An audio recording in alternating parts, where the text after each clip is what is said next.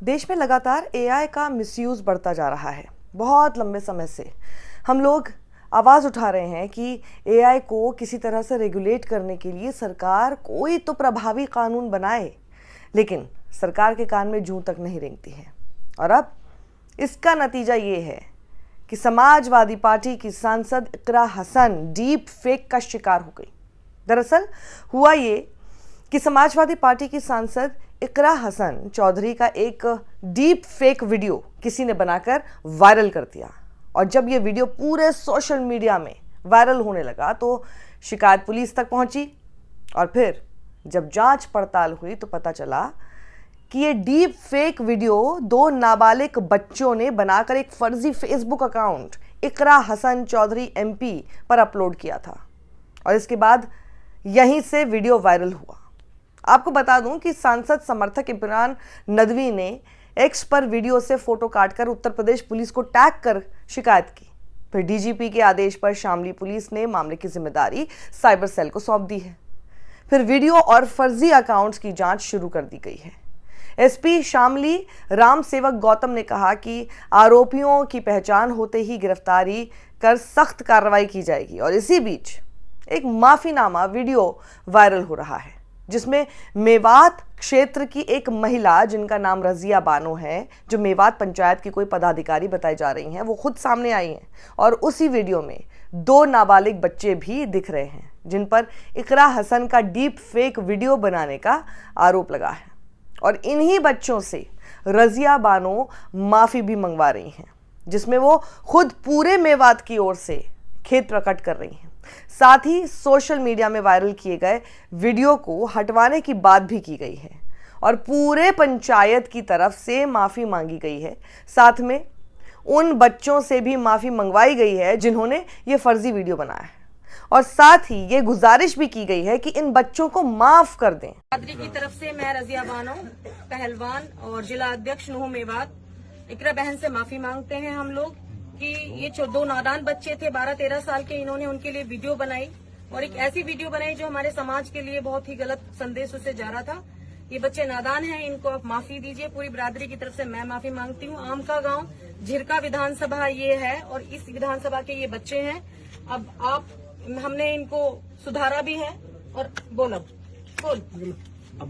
इकरा हसन है, वो उसके ऊपर जो वीडियो बनाई थी वो बिल्कुल फेंक है। वो हमने ऐप से एडिट करके वो हमने डाली थी, वो वायरल हो गए, उससे हम माफी चाहते हैं। चल बोल। इकरा हसन बहन के लिए हम वीडियो के लिए माफी मांगते हैं। जो वीडियो बनाई थी वो फेंक है, और हम हाथ जोड़ के माफी मांगते हैं। दोबारा ऐसे काम नहीं करोगे? नहीं करेंगे। मेवात का नाम खराब नहीं करोगे? नहीं। बोलो। नहीं करेंगे। सारी बिरादरी की तरफ से हम लोग माफी मांगते हैं। मौजूदा लोग यहाँ पर हैं, हम लोग सब हाथ जोड़ के बाजी से माफी मांगते हैं। आइंदा ऐसा कभी हमारी साइड से नहीं होगा। धन्यवाद। अब इस मामले पर आखिर क्या कार्रवाई होती है ये पुलिस को देखना है, और क्या इकरा इन बच्चों को माफ करती हैं या नहीं, ये आगे ही साफ हो पाएगा। लेकिन मेरा कंसर्न ये है कि क्या ये सच नहीं है कि कोई भी व्यक्ति किसी का भी डीप फेक वीडियो बनाकर वायरल कर सकता है, और ऐसे तमाम ऐप्स इंटरनेट में उपलब्ध हैं। मेरा सवाल सीधा है, इन ऐप या ऐसी कोई भी टेक्नोलॉजी जिसका दुरुपयोग हो, उस पर कब रोक लगेगी? ये सरकार को जल्द ही सोचना पड़ेगा, वरना बहुत देर हो जाएगी। आज तो इकरा के साथ हुआ है, कल मेरे साथ, परसों आपके साथ। डीप फेक का शिकार मौजूदा समय में कोई भी हो सकता है, और इसीलिए जल्द से जल्द सरकार को कुछ सोचना पड़ेगा। ये पहला मौका नहीं है, पहले भी कई ऐसी खबरें देखने को मिली हैं। ये पढ़िए अभी हाल ही की खबर, इन्फ्लुएंसर हुई डीप फेक का शिकार, वीडियो वायरल कर किया ब्लैकमेल। आपको रश्मिका मंदाना वाला केस याद होगा, जहां किसी ने रश्मिका का डीप फेक वीडियो बनाकर वायरल कर दिया था। तब बहुत बवाल हुआ था और सभी ने रश्मिका के लिए आवाज़ उठाई थी कि एआई के मिसयूज़ को रोका जाए। लेकिन अभी तक एआई, आर्टिफिशियल इंटेलिजेंस के मिसयूज़ को रोकने के लिए कोई ख़ास प्रावधान मौजूद नहीं है हमारे कानून में। जानवी कपूर, नूरा फतेही भी डीप फेक वीडियो का शिकार हो चुकी हैं। मैं आपको आखिर कितने नाम गिनाऊं? रश्मिका, कटरीना, काजोल, आलिया भट्ट, प्रियंका चोपड़ा, ये सब एक्ट्रेसेस भी डीप फेक का शिकार हो चुकी हैं। और ये नामी गिरामी चेहरे हैं तो हमें पता चल जाता है, पुलिस कार्रवाई भी करती है। लेकिन पता नहीं ऐसे कितने लोग हैं जो आज भी फर्जी डीप फेक वीडियोस का दर्द झेल रहे हैं और कोई उनकी सुनवाई भी नहीं हो रही और ब्लैकमेल भी हो रहे हैं। अब विस्तार से ज़रा समझिए कि असल में डीप फेक है क्या। डीप फेक दरअसल आर्टिफिशियल इंटेलिजेंस AI का इस्तेमाल करता है, जिसके ज़रिए किसी भी फेक यानी फर्जी इमेज या तस्वीर किसी भी शख्स की बनाई जाती है। इसमें किसी भी तस्वीर, ऑडियो या वीडियो को फेक यानी फर्जी दिखाने के लिए AI के डीप लर्निंग का इस्तेमाल होता है और इसीलिए इसे डीप फेक कहा जाता है। एम्स्टर्डम स्थित साइबर सिक्योरिटी कंपनी डीपट्रेस के मुताबिक 2017 के आखिर में इसकी शुरुआत के बाद डीप फेक का तकनीकी स्तर और इसके सामाजिक प्रभाव में तेजी से विकास हुआ। डीपट्रेस की साल 2019 में छपी एक रिपोर्ट के मुताबिक कुल 14,678 डीप फेक वीडियोज ऑनलाइन थे और इनमें से 96% वीडियो पोर्नोग्राफिक सामग्री थी। आपको याद है सुली और बुल्ली बाई के मामले सामने आए थे, याद होगा आपको, जिनमें महिलाओं को टारगेट किया गया था। और डीप फेक इसलिए ज़्यादा खतरनाक है कि डीप फेक इतना परफेक्ट होता है कि सही या गलत में भेद कर पाना मुश्किल होता है, आप भी नहीं पहचान पाएंगे। अब समझिए कि डीप फेक को रोकने के लिए हमारे कानून में क्या प्रावधान है। आपको याद होगा भारतीय जनता पार्टी के दिवाली समारोह में प्रधानमंत्री ने AI का इस्तेमाल कर डीप फेक बनाने पर चिंता जाहिर की थी। उन्होंने कहा था डीप फेक भारत के सामने मौजूदा सबसे बड़े खतरों में से एक है, इससे अराजकता पैदा हो सकती है। केंद्रीय सूचना प्रौद्योगिकी मंत्री अश्विनी वैष्णव कह चुके हैं कि सरकार जल्द ही डीप फेक पर सोशल मीडिया से चर्चा करेगी और अगर इन मंचों ने उपयुक्त कदम नहीं उठाए तो इन्हें IT अधिनियम के सेफ हार्बर के तहत इम्यूनिटी संरक्षण नहीं मिल पाएगा। अश्विनी वैष्णव ये भी कह चुके हैं कि डीप फेक के मुद्दे पर कंपनियों को नोटिस भी जारी किया गया था और इस सिलसिले में उनके जवाब भी आए हैं।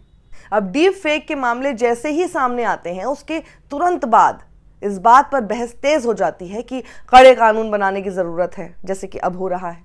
वकील पुनीत भसीन कहती हैं कि भारत में IT एक्ट के तहत सज़ा का प्रावधान है और वहीं पहले इस सिलसिले में इंटरमीडिएरी गाइडलाइंस भी आई थी, जिसमें कहा गया था कि ऐसी सामग्री जिसमें नग्नता, अश्लीलता हो और अगर किसी की मान प्रतिष्ठा को नुकसान हो रहा हो तो ऐसी सामग्री को लेकर किसी भी प्लेटफॉर्म को शिकायत जाती है तो उन्हें तुरंत हटाने के दिशा निर्देश होंगे।